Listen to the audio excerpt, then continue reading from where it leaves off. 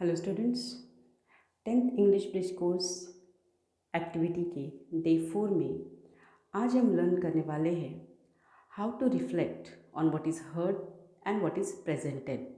इसका मतलब हम जो सुनते हैं या फिर हमारे सामने जो प्रेजेंट किया जाता है, पेश किया जाता है, उसमें हम कैसे रिफ्लेक्ट करें, हम कैसे उसको रिस्पॉन्स करें, हमारा जवाब कैसे होना चाहिए।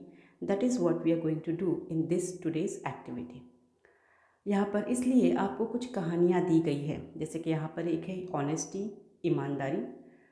आपको क्वेश्चन है read the story given below and retail it in your mother tongue. यानी आपको नीचे दी हुई कहानी पढ़नी है और उसको अपनी मातृ ज़बान में, दैट इज़ उर्दू में, उसको वापस बताना है। Remember, when you retell a story you tell it using your style and not translate it word by word.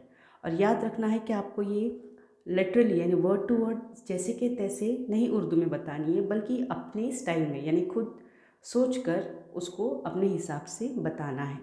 Okay, so here practice के लिए नाउ आप स्टोरी रीड कर सकते हैं।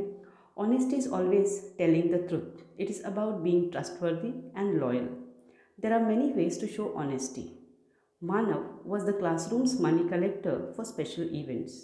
Whenever the classroom did a collection and gathered money, the class trusted Manav to do it.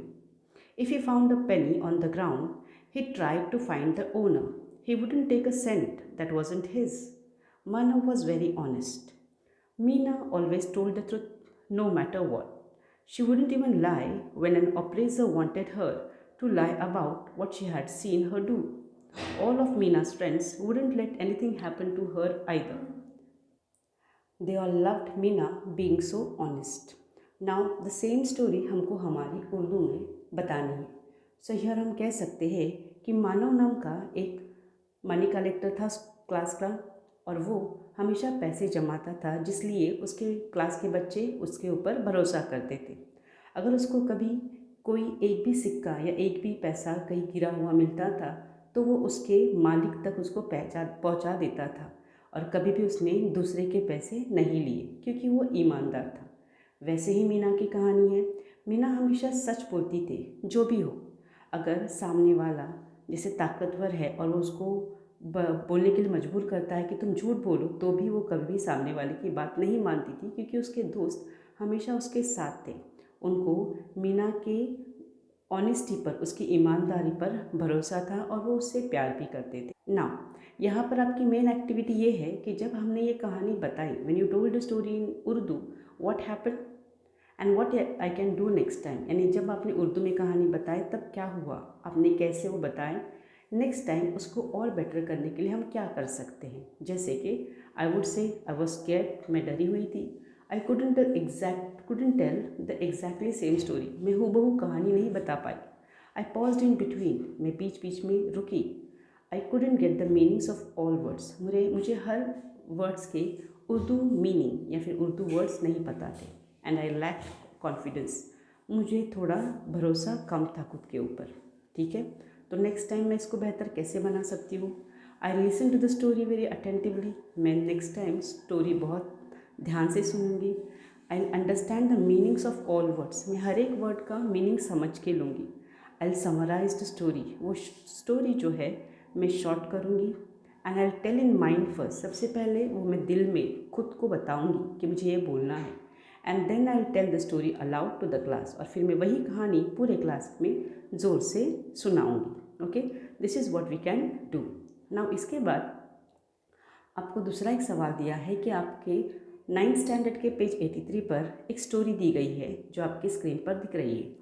It is about Socrates. आपको ये कहानी पता है, आप ये पढ़ भी सकते हैं। I won't read this, it will take time.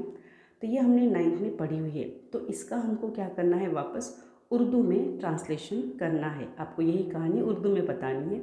जो मैं आपको बताना चाहती हूँ कि सोक्रेटिस नाम के एक बहुत होशियार शख्स थे पुराने ज़माने में, और उनके कई सारे स्टूडेंट्स थे। एक बार उनका जो डिसाइपल यानी एक स्टूडेंट था, वो कई सारे ऐसे उनके स्टूडेंट्स थे, तो वो हमेशा अपने स्टूडेंट्स को कहता था, जब ज़रूरत है तभी बोलो, ज़रूरत है तभी बोलो। तब एक बार बच्चे पूछ लेते हैं कि हमें कब किस वक्त बोलना है, हमको आप बताइए। तब उन्होंने कहा कि जब भी आपको मुंह खोलना है तब पहले 3 सवाल पूछेंगे। सबसे पहले जो मैं पूछना चाहता हूँ या जो मैं बोलना चाहता हूँ क्या है वो सच है? अगर वो सच नहीं है तो मेरे केयरलेसली यानी मैं बेफिक्र से कुछ भी बोल दूँ, इसकी वजह से क्या होगा, झूठ बातें एक जगह से दूसरी जगह पे जाती है। इसलिए पहले चेक करो आप जो बोलने वाले हैं वो सच है या नहीं। दूसरा सवाल, ये भी सवाल पूछो कि आप जो बात बोलने वाली है क्या वो किसी को खुशी दे सकती है, इज़ इट प्लेजेंट? अगर हाँ तो ही बोलो, नहीं तो दूसरों को दर्द पहुंचाने वाले वर्ड्स ना इस्तेमाल करें। और आखिरी सवाल, इज़ इट यूज़फुल, क्या ये फ़ायदेमंद है? अगर हाँ तो डेफिनेटली उसका इस्तेमाल करो, आप वो बोलो। लेकिन अगर उससे किसी का फ़ायदा नहीं है तो बोल के कुछ मतलब नहीं। इसी तरीके से इस कहानी का वो छोटा सा उर्दू ट्रांसलेशन था। अभी यहाँ पर भी हम वही कह सकते हैं, व्हाट हैपेंड, मैंने क्या कहा, क्या किया, मैं डर गई थी वगैरह वगैरह, एंड नेक्स्ट टाइम मैं क्या कर सकती हूँ, इस तरीके से हम लिखेंगे। ओके नाउ इसके बाद आपको सवाल दिया है कि सपोज़ इमेजिन, आप सोचो कि आप मानव को मिले और आप उसको पूछ रहे हैं कि मानव तुम्हारा एक्सपीरियंस, तुम्हारा तजुर्बा क्या है पैसे जमाने के मामले में, हमें बताओ। तो हम किस तरीके के सवाल पूछ सकते हैं, देखो, Manav don't you feel scared of losing money, Manav क्या तुम पैसे तुम्हें गुम होने का डर नहीं होता? Where do you keep it safely, तुम फिर वो अपने पैसे हिफाजत के साथ कहाँ पर लगते हो? Do you count it regularly, क्या तुम रोज़ाना उसको गिनते हो? Do all students give money on time, क्या सारे बच्चे तुमको वक्त पर पैसे देते हैं? What do you do when all students don't pay on time, तुम क्या करते हो जिस वक्त सारे बच्चे वक्त पर पैसे नहीं देते? Have you ever lost money, क्या तुम्हारे ऐसे जमा किए हुए पैसे कभी गुम हुए हैं थोड़े बहुत? Isn't it a risky job, क्या ये एक रिस्की जॉब नहीं है? और ये सवाल पूछने के बाद चाहिए तो हम ये एक्सपेक्ट करेंगे कि मानव हमको ये जवाब देता है। ये आपको लिखने की ज़रूरत नहीं है, it is only for your knowledge. इस तरीके से यह कहानी हमारी ख़त्म हुई और उसके बाद आपको सवाल दिया है कि कुछ शॉर्ट स्टोरीज़ आप कलेक्ट करेंगे और आपकी नोटबुक में लिखेंगे। तो उसके लिए मैंने आपको 3 स्टोरीज़ यहाँ पर दिए हैं। पहली स्टोरी आपको बताती है कभी भी किसी को जज सिर्फ पहली नज़र में नहीं करना है, उसको ऑब्जर्व करो, ज़रा वक्त जाने दो, फिर सोचो कि वो इंसान सही है या गलत। दूसरी कहानी आपको बताएगी इस बारे में कि कैसे रहमदिली को हमेशा एक जवाब मिलता है। लेकिन अगर आप सबसे रहमदिल रहेंगे, सबसे प्यार करेंगे तो डेफिनेटली आपको उसका बदला ज़रूर मिलेगा, रिवॉर्ड या फिर बोलते हैं ना इनाम मिलेगा। और इस तरीके से आखिरी आपको सबको पता है कि कैसे एक प्यासा कौवा नेसेसिटी बोलते हैं ना, जैसे कि ज़रूरत ईजाद की माँ होती है। इस कहानी से हम वो सीखते हैं। That's it, I hope you have understood. Thank you very much for watching this. और जो लिखने का हिस्सा है आप आपके नोटबुक में लिख के लेंगे।